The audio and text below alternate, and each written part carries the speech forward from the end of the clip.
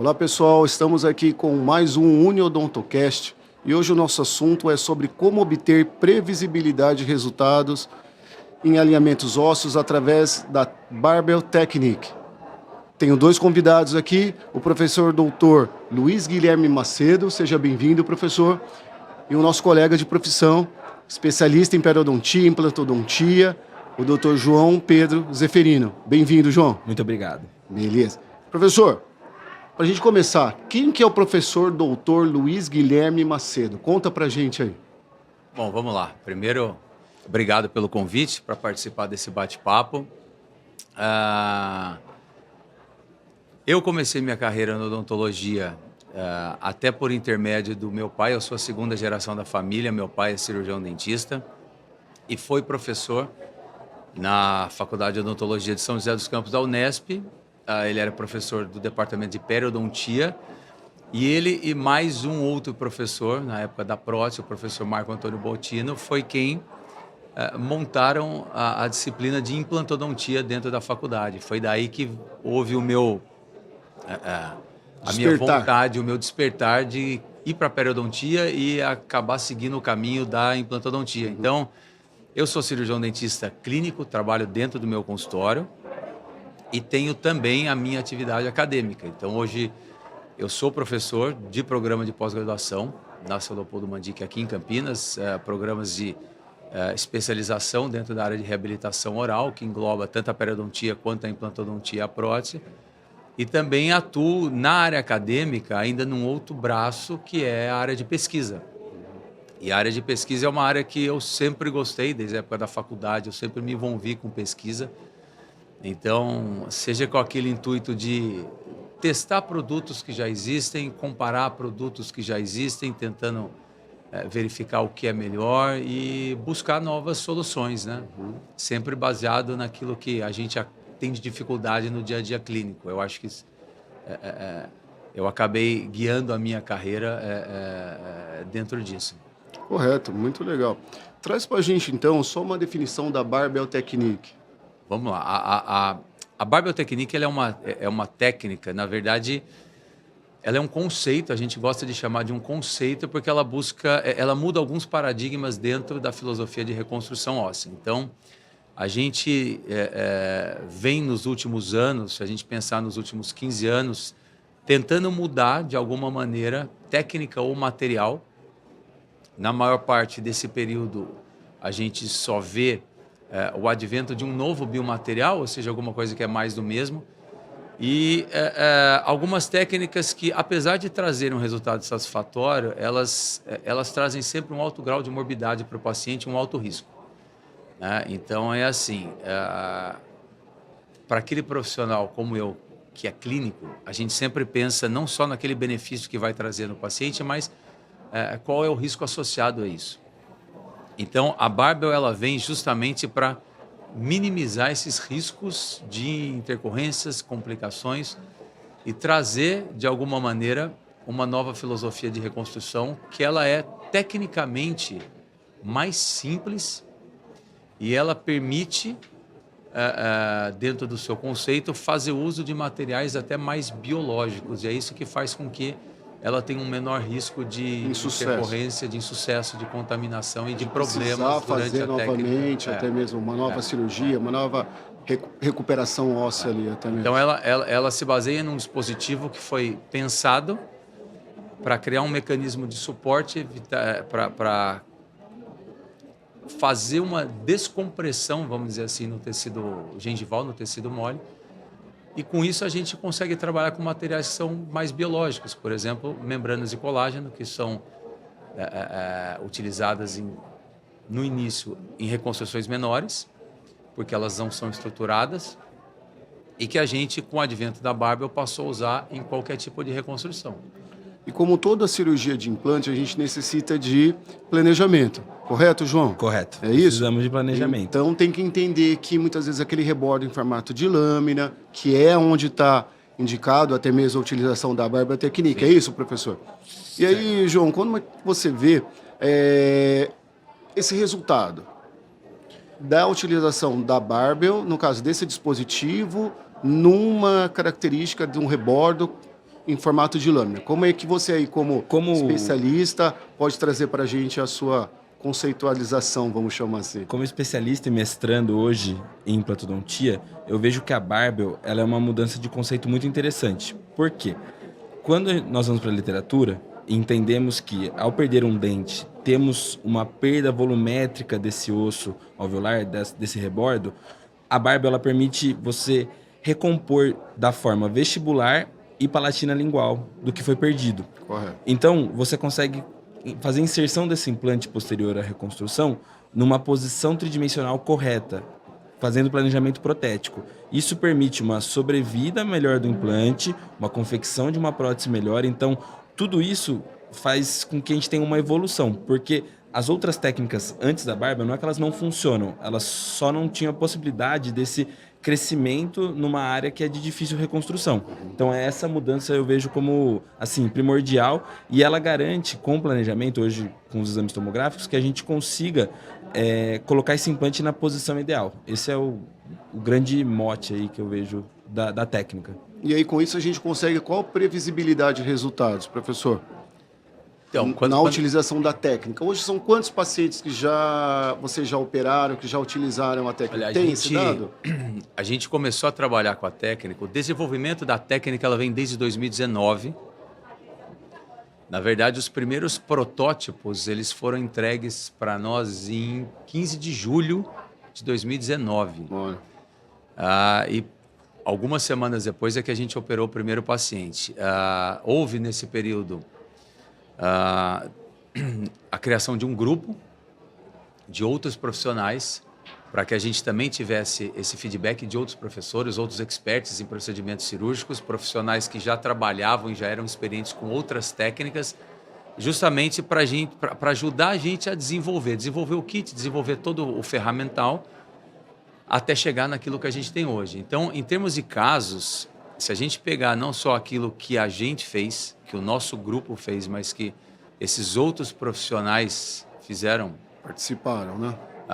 Eu acho que eu posso falar que são mais de 500 casos, Olha.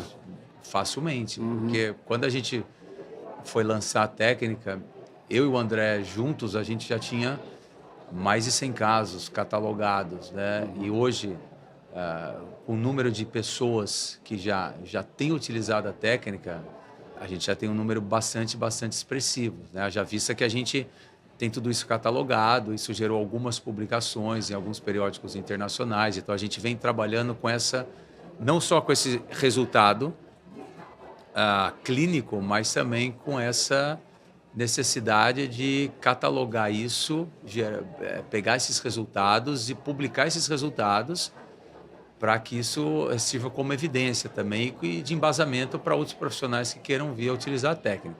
Em termos de previsibilidade, eu acho assim, tudo que você faz utilizando conceitos embasados em biologia, tudo que você faz utilizando materiais que você já tem resultados e você tem um embasamento mostrando que aqueles materiais funcionam, a probabilidade disso dar errado é muito baixa. É muito baixa. Então, assim, as intercorrências que hoje a gente tem com a Barbell, elas são mínimas. Por que elas são mínimas? Porque o material e o conceito e o dispositivo, ele foi desenvolvido dentro de todos esses princípios biológicos. Ou seja, eu preciso de um parafuso que ele tem que ter um formato, um tamanho adequado, um formato adequado, um desenho adequado, uma biocompatibilidade. E aí você vai atrelar isso, cápsulas para servir como um mecanismo de suporte, como o João explicou, para que eu possa ter uma reconstrução tridimensional, haja vista que a perda óssea ela é tridimensional.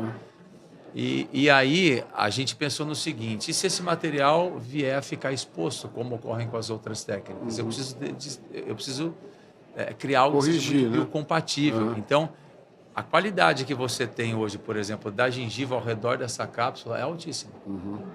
E é uma aderência muito alta. Então, isso se dá por conta até mesmo, além do biomaterial, do que compõe ali, mas um polímero que vai acoplado, sim, né, sim, ao Barbell, né? Sim, porque esse polímero, ele é muito mais biocompatível do que o próprio titânio e do que a zircônia, que era um material que vinha sendo utilizado em substituição ao titânio. E aí, quando a gente faz uma comparação, por exemplo, através de um exame de imagens, a formação óssea ela é diferenciada de outras técnicas ou não?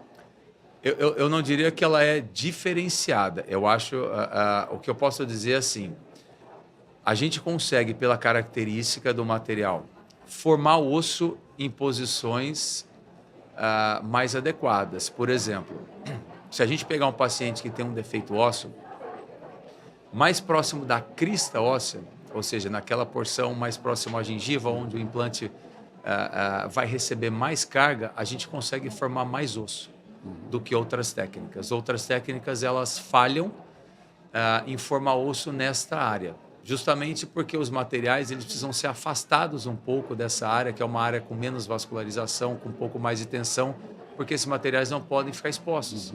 Então você acaba deslocando um pouco esses materiais, parafusos, esses dispositivos para outras áreas um pouco mais afastadas. Então, talvez em volume a gente consiga também ganhar um pouco mais, porque a gente consegue ganhar tanto para um lado vestibular, ou seja, para o lado voltado lábios e bochechas, como para o lado de dentro da boca. Palatino Que esse é o lingual. conceito, Sim, que é sim. o vestibular e o palatino. Aham. Então a gente consegue fazer esse ganho tridimensional. Até então o que a gente tinha para fazer esse ganho tridimensional dava o mesmo resultado em nível de formação óssea, sim. Só que com 35, 40, 45% de chance de riscos de contaminação e complicação. Então, como é que eu vou propor para o meu paciente que já perdeu dentes, que já tem esse trauma de ter perdido o dente, muitas vezes já ter tentado alguma coisa que não deu certo dentro da área da implantodontia, e como é que eu posso propor para ele um procedimento que eu vou falar assim para ele, olha, só que quase metade disso falha ou infecciona. Eu não faria. Sim. Eu não faria. E já que a gente está falando de falha e infecção, quando a gente pensa ali, o que está mais ligado realmente ao implante, a periimplantite. Existe já um estudo que a Barbie pode contribuir até mesmo para a não ocorrência de uma periimplantite naquele pós a instalação do implante? A gente poderia pensar em talvez até um estudo disso daí? A gente pode relacionar com alguns pontos. Um deles foi o que o João acabou de colocar, né? Um dos problemas hoje que a gente vê da periimplantite é que a periimplantite está associada à presença de biofilme, ou seja, ela é de origem bacteriana e ela ocorre muitas vezes pela dificuldade do paciente em higienizar. Sim. E às vezes não é que o paciente ele não higieniza porque ele é desleixado ou porque ele não tem o cuidado adequado. É porque as próteses elas foram feitas de tal maneira, com sobrecontorno, com desenho inadequado, que não dão condição do paciente higienizar. Então, se a gente pega hoje os dados mais recentes, a gente vê que 70%, quase 80% das próteses avaliadas não davam condição do paciente higienizar. E por que as próteses estão mal desenhadas? Porque os implantes são colocados fora de posição. E por que eles estão fora de posição? Porque não tem osso adequado. Então, quando a gente tem a condição de reconstruir de uma maneira tridimensional e posicionar esse implante de maneira adequada, na posição adequada, baseado num desenho adequado de prótese, num planejamento protético inicial, o próprio desenho da prótese ele fica muito semelhante ao que é o do dente natural. Então, você tem uma menor impacção de alimento, uma maior facilidade do paciente higienizar e controlar. Obviamente que as respostas inflamatórias que você vai ter, ou o risco de ter uma resposta inflamatória, é muito menor. Né? Então, sempre que a gente tem condição de devolver a base para o paciente, tanto a parte óssea quanto a gengival, de uma maneira mais adequada, claro que em longo prazo a chance desse paciente vir a desenvolver qualquer processo inflamatório ela é mais baixa. Quer complementar? Duas coisas que são legais complementares a isso que o Luiz falou como nós conseguimos construir osso, reconstruir numa região mais próxima da crista, é a área que você vai ter maior dissipação de força desse implante. Então, você vai ter maior volume ósseo naquela região também, tendo menos perda óssea. O segundo ponto é a parte de tecido mole. Então, na própria pesquisa que nós estamos fazendo do meu mestrado, uma avaliação prévia à cirurgia qual que é essa faixa de tecido queratinizado antes da cirurgia de reconstrução? Por quê? ter essa porção de tecido queratinizado, pelo menos 2 milímetros, garante que você vai ter uma melhor estrutura de tecido mole e isso dá uma longevidade melhor para a prótese, para a periimplantite. Essa é uma possibilidade que Para tem que não ser... ocorrência até Exato. mesmo, né? Que legal. E aí, assim, se a gente pensar do ponto de vista biológico, quando o paciente ele perde o dente, ele perde os tecidos que estão ao redor. Porque, na verdade, aquele osso que está ali, ele está ali porque ele recebeu né? um estímulo. Sim. Como qualquer osso do nosso corpo. Ele recebe um estímulo para se remodelar e permanecer ali. E o tecido gengival está ali como cobertura e proteção. Sim. Então, se você não tem mais estímulo, o osso atrofia, a gengiva vai atrás. Se eu só devolver o dente, eu não vou trazer os tecidos da maneira como era. Porque aquilo que eu perdi de osso e gengiva Já foi, né? também foi comprometido. Sim. Com certeza. Então, esses 3 elementos que eu perco, eu preciso reconstruir e trazê-los de volta. Aí eu passo a ter algo muito mais próximo do que é o natural. E aí a chance de eu ter complicação, de eu ter problema, ela é mínima. Porque eu estou trabalhando dentro de um princípio que é muito mais biológico, que é muito mais natural. Eu estou seguindo o que vamos usar um termo que é mimetizar aquilo que o paciente já tinha. Sim, que é aquilo que a gente possui, que é a vida, né? O corpo humano ali, né? De como ele vai responder. E, professor, qual que é a perspectiva agora para a Barbell Technique? A gente está... A Barbell hoje ela está no mercado nacional. Ela foi lançada no mercado nacional no ano passado. Tá? A gente está hoje dentro de um processo de internacionalização. Né? Então, a gente teve que até entender um pouco essa questão de mercado. Né? Para a gente que é cirurgião dentista clínico e trabalha dentro do ambiente acadêmico, mais voltado para essa área científica, você tem que sair um pouco, entender um pouco de mercado, de como é que funciona essa questão de colocar um produto no mercado. Não é fácil. Né? Então, a gente passou um ano aqui no Brasil para entender um pouco do mercado, qual era a demanda, o que precisaria ser feito de ajuste, às vezes, na técnica do dispositivo e na forma de abordagem, para poder levar isso para o mercado internacional. Então, isso hoje, a gente tem os registros aqui no Brasil, a gente tem patentes internacionais com relação à marca e ao conceito e técnica. A gente está aguardando hoje uma assinatura final, uma resposta final de uma auditoria que foi feita aqui na empresa para a gente ter a certificação da Comunidade Europeia.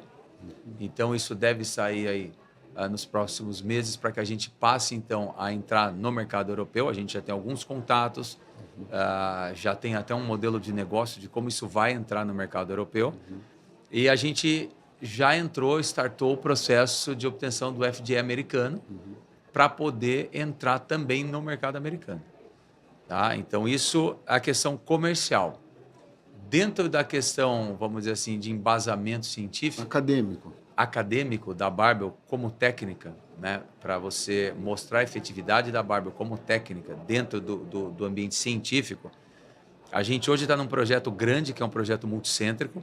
Então, a gente, além das publicações que a gente tinha, hoje a gente está num projeto grande multicêntrico. Isso significa que 4 centros vão trabalhar com o mesmo protocolo cirúrgico, com os mesmos materiais, fazendo cirurgias com as mesmas premissas, né? Premissas, com o mesmo padrão de defeito ósseo. Da Barbell em comparação com até então a técnica que era considerada tradicional, que é a utilização de membranas estruturadas de Teflon com esqueleto em titânio. Esse é um estudo que ele é fomentado pela Osteology Foundation, então, que foi algo que até mostrou para a gente o real potencial da técnica, porque, para você ter ideia, o Osteology Foundation é a instituição mais respeitada no mundo quando se fala em preservação e regeneração tecidual. A Osteology, eles têm fomento para alguns sistemas de pesquisa, produção de novos cientistas, novos pesquisadores, para alguns projetos de pesquisa. Até então, isso é feito há anos e nunca nenhum projeto da América Latina tinha conseguido fomento. E a gente deu entrada com o projeto e eles estão patrocinando o projeto. Então, quando vem de uma instituição, você tem um board científico que avalia o teu projeto e fala, olha, isso aqui é interessante. né? Então, a gente vê isso realmente com bons olhos, né? Um sucesso, né? Uma A validação, gente né? vê como, com bons olhos você ter ali o aval e o fomento e o suporte da maior instituição quando se fala em termos de regeneração óssea e tecidual. Muito legal. Então, dentro do ponto, a gente está andando do ponto de vista comercial para um lado e do ponto de vista acadêmico, claro que assim, tem que andar junto. Sim, né? sim. A gente tem o lado comercial, mas também tem o lado de efetividade. Que a gente tem que mostrar para a comunidade científica que aquilo... E a gente se preocupa muito com toda essa validação. Poxa, chegamos ao final aí da nossa conversa, um assunto muito interessante, né? E com certeza vai ser sucesso aí a Barbel, né? Na sua pesquisa, no seu mestrado, Obrigado. né? Que o João está estudando aí, cada vez mais e mais sucesso. Obrigado. Para vocês.